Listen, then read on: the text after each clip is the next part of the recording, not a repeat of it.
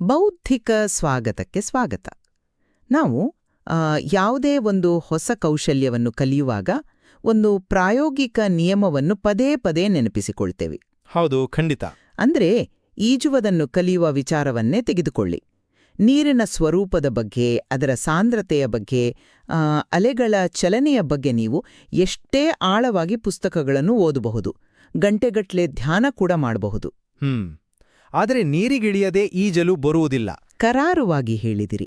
ದೈಹಿಕವಾಗಿ ನೀರಿಗಿಳಿದು ಕೈಕಾಲು ಬಡಿಯದೆ ನೀವು ಎಂದಿಗೂ ಈಜು ಕಲಿಯಲು ಸಾಧ್ಯವಿಲ್ಲ.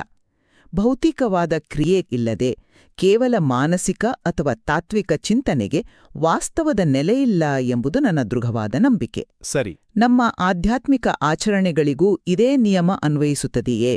ಇಂದಿನ ನಮ್ಮ ಚರ್ಚೆಯ ಕೇಂದ್ರಬಿಂದು ಇದೇ ಆಗಿದೆ. ಈ ಬೌದ್ಧಿಕ ಸಂವಾದದಲ್ಲಿ ನಾವು ಸಂಧ್ಯಾವಂದನೆಯ ಅಂತರಂಗ ಸಂಪುಟ 2 ಎಂಬ ಅತ್ಯಂತ ಮಹತ್ವದ ಕೃತಿಯನ್ನು ವಿಶ್ಲೇಷಿಸುತ್ತಿದ್ದೇವೆ. ವಿಶೇಷವಾಗಿ ಅದರಲ್ಲಿನ ವರಾಹಾವತಾರದ ಚಿಂತನೆಗಳನ್ನು, ಅಲ್ವೇ? ಹೌದು. ನಮ್ಮ ಮುಂದಿರುವ ಮೂಲಭೂತ ಪ್ರಶ್ನೆ ಇದು. ಸಂಧ್ಯಾವಂದನೆ ಎಂಬ ಪ್ರಾಚೀನ ಆಚರಣೆಯ ಮೂಲಭೂತ ಸಾರ ಯಾವುದು? ಅದು ನಾವು ಪ್ರತಿದಿನ ಕಟ್ಟುನಿಟ್ಟಾಗಿ ಪಾಲಿಸಬೇಕಾದ ಭೌತಿಕ ಕರ್ಮಯೋಗವೇ? ಅಂದ್ರೆ ನಿರ್ದಿಷ್ಟ ಸಮಯದಲ್ಲಿ ಆಸನದಲ್ಲಿ ಕೂತು ಮಂತ್ರ ಪಠಿಸುವ ಶಿಸ್ತೆ? ಅಥವಾ ಆ ಗಾಯತ್ರಿ ಮತ್ತು ವರಾಹಾವತಾರದಂತಹ ಸಂಕೀರ್ಣ ತತ್ವಗಳನ್ನ ಧ್ಯಾನಿಸುವ ಆಂತರಿಕ ಜ್ಞಾನಯೋಗವೇ ಎಂಬುದು ಪ್ರಶ್ನೆ. ನಿಖರವಾಗಿ ನನ್ನ ನಿಲುವು ಅತ್ಯಂತ ಸ್ಪಷ್ಟವಾಗಿದೆ. ಸಂಧ್ಯಾವಂದನೆಯ ಭೌತಿಕ ಆಚರಣೆ ಮತ್ತು ಅದರ ದೈನಂದಿನ ಶಿಸ್ತು ಅಂದರೆ ಕರ್ಮಯೋಗ ಇಡೀ ಪ್ರಕ್ರಿಯೆಯ ಅತಿ ಮುಖ್ಯವಾದ ಅಡಿಪಾಯ. ದೈಹಿಕ ಆಚರಣೆಯಿಲ್ಲದೆ ಆಂತರಿಕ ಜಾಗೃತಿಗೆ ಅಸ್ತಿತ್ವವೇ ಇಲ್ಲ. ನೋಡಿ, ನಿಮ್ಮ ಆ ಈಜುವ ಸಾದೃಶ್ಯ ಬಹಳ ಆಸಕ್ತಿದಾಯಕವಾಗಿದೆ. ಆದರೆ ನಾನದನ್ನು ಸಂಪೂರ್ಣವಾಗಿ ವಿಭಿನ್ನ ಕೋಣದಿಂದ ನೋಡ್ತೇನೆ. ಓಹ್, ಹೇಗೆ? ನೀವು ಕೇವಲ ಕೈಕಾಲುಗಳನ್ನ ಬಡಿಯುತ್ತಾ ಹೋದ್ರೆ ಅದು ಬರಿಯ ಒದ್ದಾಟವಾಗುತ್ತದೆಯೇ ಹೊರತು ಈಜುವುದಾಗುವುದಿಲ್ಲ. ನೀವು ಎಲ್ಲಿಗೆ ಹೋಗುತ್ತಿದ್ದೀರಿ, ನೀರಿನ ಒಳ ಹರಿವು ಹೇಗಿದೆ, ನಿಮ್ಮ ಉಸಿರಾಟದ ಲಯ ಹೇಗಿದೆ ಎಂಬ ಆಂತರಿಕ ಅರಿವು ಅಥವಾ ಅನುಸಂಧಾನ ಇರಬೇಕು. ಅಂದ್ರೆ ಅರಿವಿಲ್ಲದಿದ್ದರೆ ಮುಳುಗುತ್ತೇವೆ ಅಂತನಾ? ಮಂತ್ರಗಳ ಒಳ ಅರ್ಥ ಮತ್ತು ವರಾಹಾವತಾರದಂಥ ಭಗವಂತನ ರೂಪಗಳನ್ನು ಧ್ಯಾನಿಸುವ ಆಂತರಿಕ ಅನುಸಂಧಾನವೇ ಈ ಆಚರಣೆಯ ನಿಜವಾದ ಪ್ರಾಣ. ಯಾಂತ್ರಿಕವಾಗಿ ಮಂತ್ರ ಹೇಳುವುದರಿಂದ ಯಾವುದೇ ಆಧ್ಯಾತ್ಮಿಕ ರೂಪಾಂತರ ಸಾಧ್ಯವಿಲ್ಲ ಎಂದು ನಾನು ದೃಢವಾಗಿ ಪ್ರತಿಪಾದಿಸುತ್ತೇನೆ. ನಿಮ್ಮ ವಾದವು ತಾತ್ವಿಕವಾಗಿ ಆದರ್ಶಪ್ರಾಯವಾಗಿ ಕಾಣುತ್ತದೆ.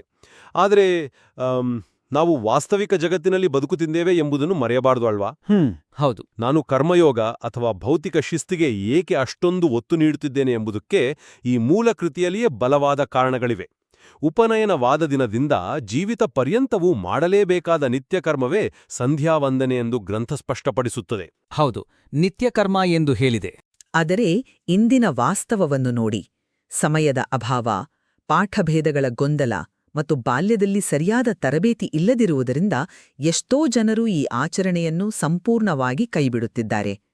ಕೃತಿಯಲ್ಲಿ ಒಂದು ಅದ್ಭುತವಾದ ಉಲ್ಲೇಖವಿದೆ. ವಿಪ್ರೋ ವೃಕ್ಷಸ್ತಸ್ಯ ಮೂಲಂಚ ಸಂಧ್ಯಾ ವೇದಃ ಶಾಖಾ ಧರ್ಮಕರ್ಮಾಣಿ ಪತ್ರಂ. ಸರಿ.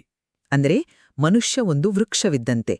ವೇದಗಳು ಅದರ ಶಾಖೆಗಳು, ಧರ್ಮಕರ್ಮಗಳು ಎಲೆಗಳು. ಆದರೆ ಈ ವೃಕ್ಷಕ್ಕೆ ಸಂಧ್ಯಾವಂದನೆಯೇ ಬೇರು. ಬೇರೆ ಇಲ್ಲದೆ ವೃಕ್ಷ ಉಳಿಯಲು ಸಾಧ್ಯವೇ? ಖಂಡಿತ ಸಾಧ್ಯವಿಲ್ಲ. ನೀವು ಬೀಜ ಬಿತ್ತಿ ಅದಕ್ಕೆ ಪ್ರತಿದಿನ ನೀರು ಹಾಕದೆ ಕೇವಲ ಅದರ ಬಗ್ಗೆ ಧ್ಯಾನ ಮಾಡ್ತಾ ಕೂತ್ರೆ ಮರ ಬೆಳೆಯುತ್ತದೆಯಾ? ಪ್ರತಿದಿನ ಒಂದೇ ಸಮಯಕ್ಕೆ ನಿರ್ದಿಷ್ಟ ಸ್ಥಳದಲ್ಲಿ ಆಸನ ಹಾಕಿ ಕೂರುವ ಆ ಭೌತಿಕ ಶಿಸ್ತೇ ಆ ನೀರು. ಆದ್ದರಿಂದ ಮೊದಲನೆಯದಾಗಿ ನಾವು ಈ ಭೌತಿಕ ಆಚರಣೆಯನ್ನು ಶಿಸ್ತಿನಿಂದ ಪಾಲಿಸುವುದು ಅತ್ಯಂತ ಅವಶ್ಯಕ. ಆ ಮರದ ಸಾದೃಶ್ಯ ಬಹಳ ಸಮಂಜಸವಾಗಿದೆ. ಬೇರು ಮುಖ್ಯ ಎಂಬುದರಲ್ಲಿ ಎರಡು ಮಾತಿಲ್ಲ.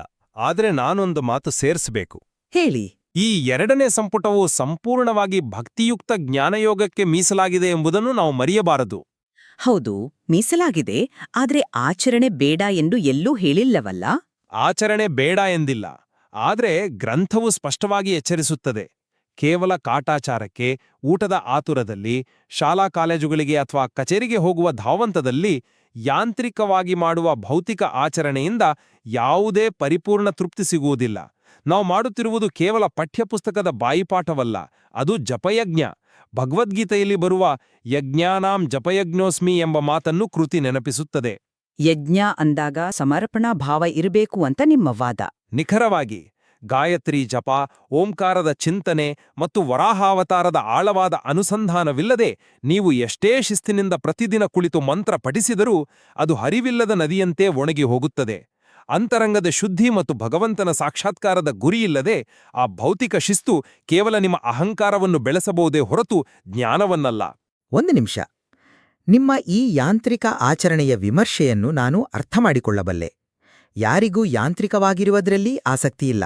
ಆದರೆ ಆ ಆಚರಣೆಯು ದೇಹವಾದರೆ ಅನುಸಂಧಾನವು ಆತ್ಮವಿದ್ದಂತೆ. ನನ್ನ ನೇರವಾದ ಪ್ರಶ್ನೆ ಇಷ್ಟೇ: ಕೇಳಿ. ದೇಹವಿಲ್ಲದೆ ಆತ್ಮಕ್ಕೆ ಈ ಲೌಕಿಕ ಜಗತ್ತಿನಲ್ಲಿ ಕೆಲಸ ಮಾಡಲು ಸಾಧ್ಯವಿದೆಯೇ? ತ್ರಯೋ ಆಶ್ರಮಗಳಲ್ಲಿ ಅಂದ್ರೆ ಬ್ರಹ್ಮಚರ್ಯ, ಗೃಹಸ್ಥ, ವಾನಪ್ರಸ್ಥ ಇದರಲ್ಲಿ ಬದುಕುವ ಸಾಮಾನ್ಯ ಮನುಷ್ಯನಿಗೆ ಸಾವಿರಾರು ಲೌಕಿಕ ಜವಾಬ್ದಾರಿಗಳಿರ್ತವೆ. ಆರ್ಥಿಕತೆ, ಕುಟುಂಬ, ಸಮಾಜ ಇವೆಲ್ಲದರ ಮಧ್ಯೆ ಆತನ ಮನಸ್ಸು ಸದಾ ಚಂಚಲವಾಗಿರುತ್ತದೆ. ಸಹಜ. ಇಂತಹ ಸ್ಥಿತಿಯಲ್ಲಿ ಪ್ರತಿದಿನ ನಿಗದಿತ ಸಮಯದಲ್ಲೇ ಭೌತಿಕವಾಗಿ ಸಂಧ್ಯಾವಂದನೆಗೆ ಕೂರುವುದೇ ಆತನಿಗೆ ದೊಡ್ಡ ಸಾಧನೆಯಲ್ಲವೇ? ಆ ಭೌತಿಕ ಶಿಸ್ತು ಆತನ ಅಸ್ತವ್ಯಸ್ತವಾದ ಜೀವನಕ್ಕೆ ಒಂದು ಲಯವನ್ನು ಕೊಡುತ್ತದೆ. ಸಾಧನೆ ಹೌದು, ಆದರೆ ಆ ಚೌಕಟ್ಟಿನ ಒಳಗೆ ಏನಿದೆ ಎಂಬುದು ಮುಖ್ಯವಲ್ಲವೇ? ಖಾಲಿ ಚೌಕಟ್ಟನ್ನಿಟ್ಟುಕೊಂಡು ಪೂಜಿಸಲು ಸಾಧ್ಯವಿಲ್ಲ. ಆದರೆ ಆ ಚೌಕಟ್ಟನ್ನು ನಿರ್ಮಿಸುವುದೇ ಮೊದಲ ಮತ್ತು ಅತಿ ಕಷ್ಟದ ಹೆಜ್ಜೆ ಎಂದು ನಾನು ನಂಬುತ್ತೇನೆ.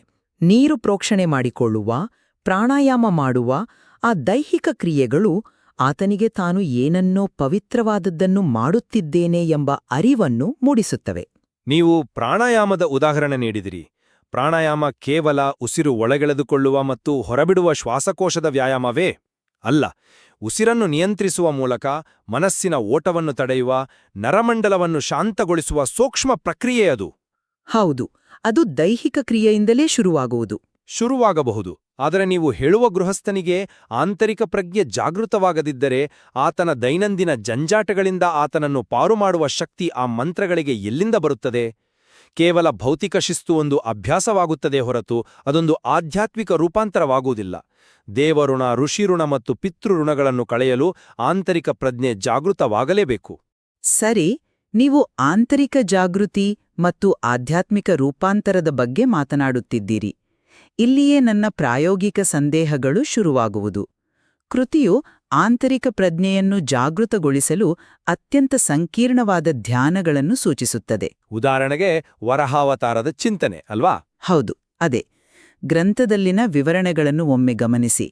ಭಗವಂತನು ಚತುರ್ಮುಖ ಬ್ರಹ್ಮನ ಮೂಗಿನ ಹೊಳ್ಳೆಯಿಂದ ಹೆಬ್ಬೆರಳಿನ ಗಾತ್ರದಲ್ಲಿ ಹೊರಬರುತ್ತಾನಂತೆ. ಅಂಗುಷ್ಟ ಪ್ರಮಾಣದಲ್ಲಿ, ಹೌದು. ಆಮೇಲೆ ನೋಡುತ್ತಿದ್ದಂತೆ ಆತ ಗಜಗಾತ್ರಕ್ಕೆ ಬೆಳೆಯುತ್ತಾನೆ. ಸಮುದ್ರದ ತಳದಲ್ಲಿ ಮುಳುಗಿದ್ದ ಭೂಮಿಯನ್ನು ತನ್ನ ಕೋರೆದಾಡೆಯಿಂದ ಮೇಲೆ ಕೆತ್ತುತ್ತಾನೆ. ರಕ್ಷಕನಾಗಿ ಹಿರಣ್ಯಾಕ್ಷ ಎಂಬ ಅಸುರನನ್ನು ಸಂಹರಿಸುತ್ತಾನೆ. ಅಷ್ಟೇ ಅಲ್ಲ, ತನ್ನ ದೇಹದ ರೋಮ ಮತ್ತು ಅಂಗಾಂಗಗಳಿಂದಲೇ ಯಜ್ಞ ಸಾಮಗ್ರಿಗಳನ್ನು ಸೃಷ್ಟಿಸುತ್ತಾನೆ ಎಂಬ ಅದ್ಭುತ ಆದರೆ ವಿಚಿತ್ರವಾದ ವಿವರಣೆಯಿದೆ. ವಿಚಿತ್ರವಲ್ಲ, ಅದು ಸಾಂಕೇತಿಕ ಇರಬಹುದು. ಆದರೆ ಇದರ ಜೊತೆಗೆ 22 ಅಕ್ಷರಗಳ ವರಾಹ ಮಂತ್ರದ ಜಪವನ್ನು ಮಾಡಬೇಕು.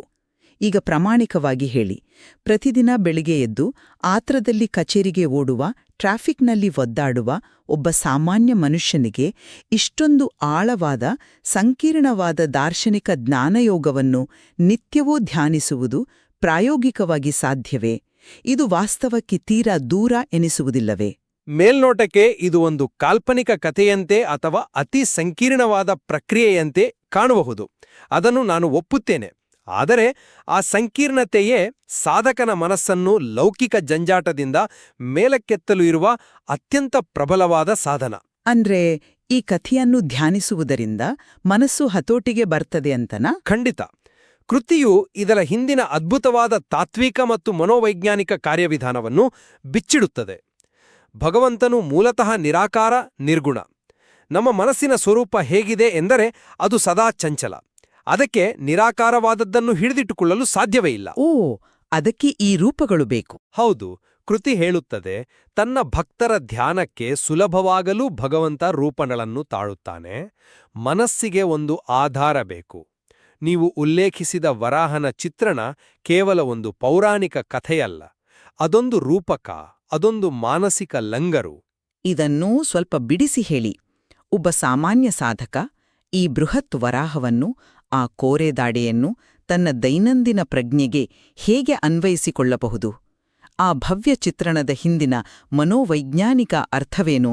ನೋಡಿ, ಹಿರಣ್ಯಾಕ್ಷನು ಭೂಮಿಯನ್ನು ಸಮುದ್ರದ ತಳಕ್ಕೆ ಕೊಂಡೊಯ್ದ ಎಂಬುದು ಕಥೆಯ ಬಾಹ್ಯ ರೂಪ. ಆದರೆ ಅಂತರಂಗದ ಅನುಸಂಧಾನದಲ್ಲಿ ಆ ಸಮುದ್ರ ಅಂದರೇನು? ಅದೇ ನಮ್ಮ ಅಜ್ಞಾನ, ಕತ್ತಲೆ, ಆ ಅಸುರನೆ ನಮ್ಮೊಳಗಿನ ಅಹಂಕಾರ. ಆಸಕ್ತಿದಾಯಕ. ನಮ್ಮ ಪ್ರಜ್ಞೆ ಅಂದರೆ ನಮ್ಮ ಭೂಮಿ ಅಜ್ಞಾನದ ಕತ್ತಲಲ್ಲಿ ಲೌಕಿಕತೆಯ ಕೆಸರಿನಲ್ಲಿ ಮುಳುಗಿರುವಾಗ ಅದನ್ನು ಎತ್ತುವುದು ಹೇಗೆ? ವರಾಹ ಎಂದರೆ ಕೆಸರಿನಲ್ಲಿ ಮುಳುಗಿ ಅಡಗಿರುವ ಬೇರನ್ನು ಹುಡುಕಿ ತೆಗೆಯುವ ಪ್ರಾಣಿ. ಭಗವಂತನು ಜ್ಞಾನದ ವರಾಹ ರೂಪದಲ್ಲಿ ನಮ್ಮ ಅಂತರಂಗವನ್ನು ಪ್ರವೇಶಿಸಿ ನಮ್ಮ ಪ್ರಜ್ಞೆಯನ್ನು ಮೇಲೆಕ್ಕೆತ್ತುತ್ತಾನೆ. ಅರ್ಥವಾಯಿತು. ಆದರೆ ಆ ಹೆಬ್ಬೆರಳಿನ ಗಾತ್ರದಿಂದ ಗಜಗಾತ್ರಕ್ಕೆ ಬೆಳೆಯುವ ಪರಿಕಲ್ಪನೆ. ಉಪನಿಷತ್ತುಗಳು ಭಗವಂತನನ್ನು ಅಣುರೋಣಿಯಾನ್, ಮಹತೋ ಮಹಿಯಾನ್ ಎಂದು ಕರೆಯುತ್ತವೆ. ಅಂದರೆ ಆತ ಅಣುವಿಗಿಂತಲೂ ಸೂಕ್ಷ್ಮ, ಬ್ರಹ್ಮಾಂಡಕ್ಕಿಂತಲೂ ಬೃಹತ್ತು. ನಮ್ಮ ಹೃದಯದ ಕಮಲದಲ್ಲಿ ಹೆಬ್ಬೆರಳಿನ ಗಾತ್ರದಲ್ಲಿರುವ ಆ ಚೈತನ್ಯವೇ ಇಡೀ ಜಗತ್ತನ್ನು ವ್ಯಾಪಿಸುವಷ್ಟು ದೊಡ್ಡದಾಗಿ ಬೆಳೆಯಬಲ್ಲದು ಎಂಬ ಸತ್ಯದ ಅರಿವು ಅದು. ಈ ಧ್ಯಾನದ ಪ್ರಕ್ರಿಯೆ ಕಷ್ಟವಾದರೂ ಇದು ಅನಿವಾರ್ಯವಾದ ಆಧ್ಯಾತ್ಮಿಕ ತಪಸ್ಸು. ಆಹಾ, ನಿಮ್ಮ ಈ ಆಂತರಿಕ ವಿಶ್ಲೇಷಣೆ, ಆ ಅಣುರೋಣಿಯಾನ್ ತತ್ವದ ವಿವರಣೆ ನಿಜಕ್ಕೂ ಅತ್ಯಂತ ಸೊಗಸಾಗಿದೆ. ಆದ್ರೆ ನಾನು ಮತ್ತೆ ವಾಸ್ತವದ ನೆಲೆಯತ್ತಲೇ ಬರಬಯಸ್ತೇನೆ. ಖಂಡಿತ, ಬನ್ನಿ. ನೀವು ಹೇಳುವ ಈ ದಾರ್ಶನಿಕ ಅರ್ಥಗಳನ್ನು ಅರಿತು ಪ್ರತಿದಿನ ಆಚರಿಸುವವರು ಎಷ್ಟು ಜನರಿರಬಹುದು? ಕೃತಿಯೇ ಒಪ್ಪಿಕೊಳ್ಳುವಂತೆ ನಮ್ಮ ಸಮಾಜದಲ್ಲಿ ಬಾಲ್ಯದಲ್ಲಿ ಉಪನಯನವಾದಾಗ ಮಂತ್ರಗಳನ್ನು ಸರಿಯಾಗಿ ಕಲಿಸಿರುವುದಿಲ್ಲ.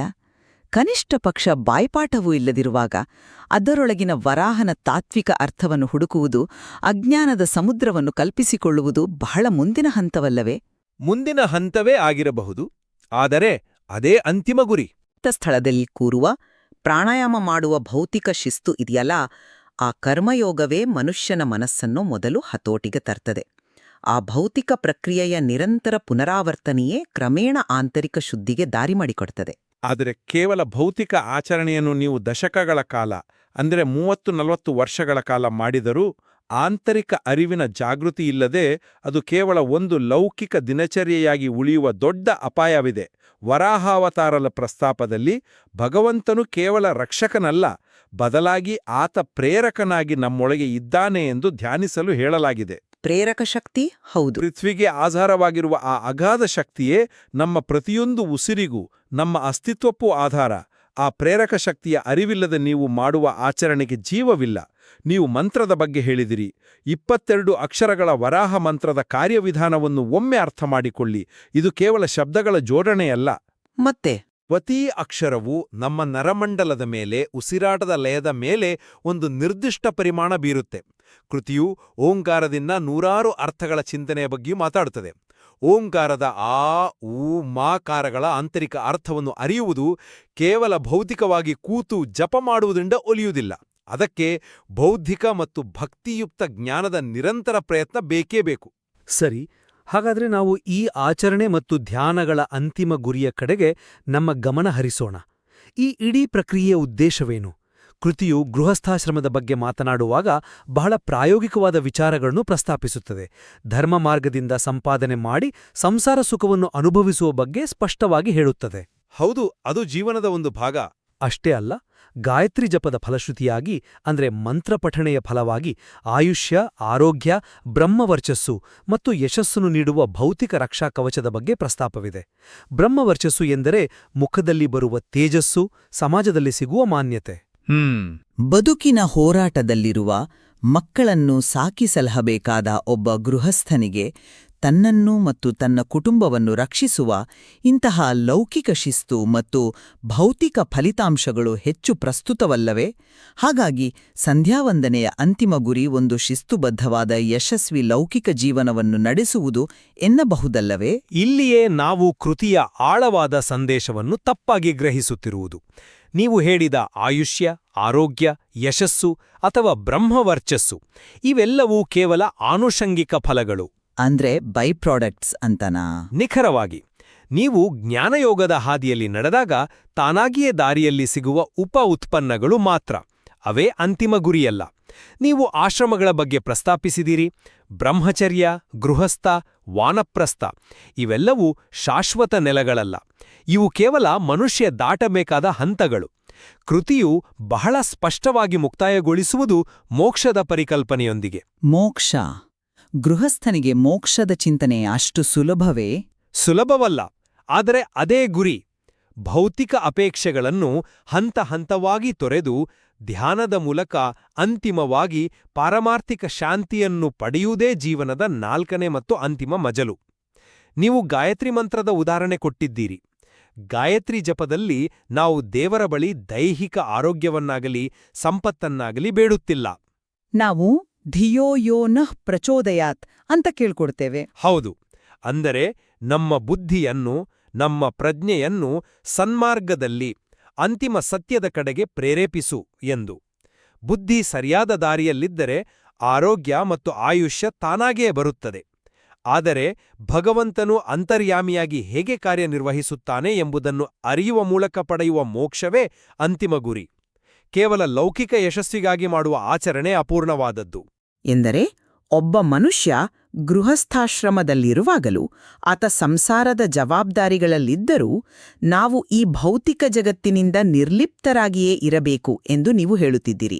ವರಾಹನು ಸಮುದ್ರದ ಕೆಸರಿನಿಂದ ಭೂಮಿಯನ್ನು ಮೇಲೆಕ್ಕೆತ್ತಿದಂತೆ ನಮ್ಮನ್ನು ನಾವು ಈ ಲೌಕಿಕತೆಯ ಕೆಸರಿನಿಂದ ಪಾರಮಾರ್ಥಿಕವಾಗಿ ಎತ್ತಿಕೊಳ್ಳುವ ಜ್ಞಾನದತ್ತಲೇ ಸದಾ ಸಾಗಬೇಕು.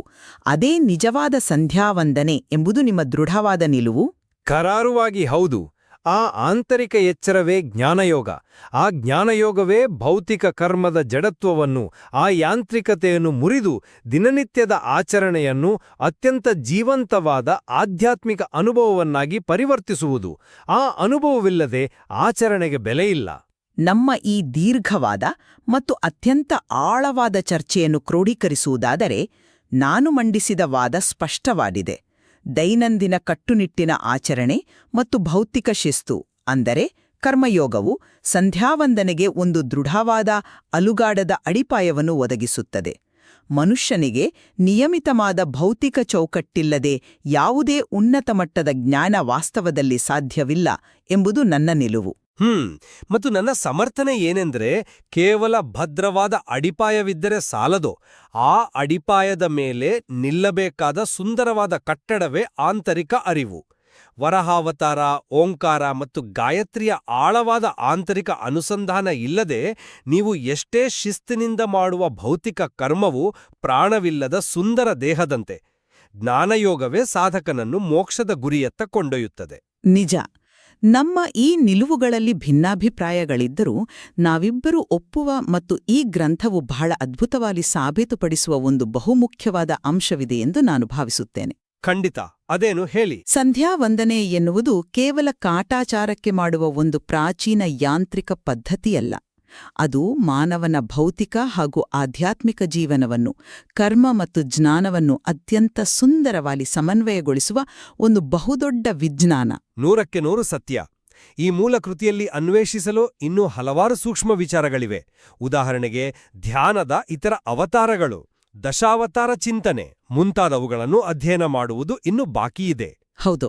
ಯಾರು ಸರಿ ಯಾರು ತಪ್ಪು ಎಂದು ತೀರ್ಮಾನಿಸುವುದಕ್ಕಿಂತ ಭೌತಿಕ ಶಿಸ್ತು ಮತ್ತು ಆಂತರಿಕ ಧ್ಯಾನಗಳ ನಡುವೆ ದೈನಂದಿನ ಬದುಕಿನಲ್ಲಿ ಹೇಗೆ ಸಮತೋಲನ ಕಾಯ್ದುಕೊಳ್ಳಬೇಕೆಂಬುದನ್ನು ಕೇಳುಗರ ವಿವೇಚನೆಗೆ ಬಿಡೋಣ. ಖಂಡಿತ. ಈ ಗ್ರಂಥವು ನಮ್ಮ ದೈಹಿಕ ಜಗತ್ತು ಹಾಗೂ ಆಂತರಿಕ ಪ್ರಪಂಚಗಳೆರಡಕ್ಕೂ ಒಂದು ಅತ್ಯಂತ ಸುಂದರವಾದ ಸೇತುವೆಯನ್ನು ನಿರ್ಮಿಸಿದೆ ಎಂಬುದಂತೂ ಸತ್ಯ. ನಾವು ಆರಂಭದಲ್ಲಿ ಮಾತನಾಡಿದ ಆ ಈಜುವ ಸಾದೃಶ್ಯಕ್ಕೆ ಮರಳೋಣ. ದೈನಂದಿನ ಭೌತಿಕ ಆಚರಣೆಯೆಂಬ ಕೈಕಾಲುಗಳ ನಿರಂತರ ಚಲನೆ ನಮ್ಮನ್ನು ಸಂಸಾರ ಸಾಗರದಲ್ಲಿ ಮುಳುಗದಂತೆ ರಕ್ಷಿಸಬಹುದು. ಆದರೆ ಆಂತರಿಕ ಜ್ಞಾನವೆಂಬ ಪ್ರಜ್ಞೆಯ ಅರಿವು ಮಾತ್ರ ನಾವು ಈಜುತ್ತಿರುವ ಈ ಭವಸಾಗರದ ಆಚೆಯ ದಡವನ್ನು ತಲುಪಲು ದಾರಿ ತೋರಿಸಬಲ್ಲದು. ನಿಖರವಾಗಿ. ಆ ಅಂತಿಮ ದಡವನ್ನು ತಲುಪಲು ಕೇವಲ ಭೌತಿಕ ಚಲನೆ ಮುಖ್ಯವೋ, ಆಂತರಿಕ ಅರಿವು ಮುಖ್ಯವೋ ಅಥವಾ ಇವೆರಡರ ಅದ್ಭುತ ಮೇಳೈಕೆಯೋ ಎಂಬುದನ್ನು ನೀವೇ ನಿರ್ಧರಿಸಬೇಕು. ಮುಂದಿನ ಬೌದ್ಧಿಕ ಸಂವಾದದೊಂದಿಗೆ ಮತ್ತೊಂದು ಆಳವಾದ ವಿಚಾರದೊಂದಿಗೆ ಭೇಟಿಯಾಗೋಣ.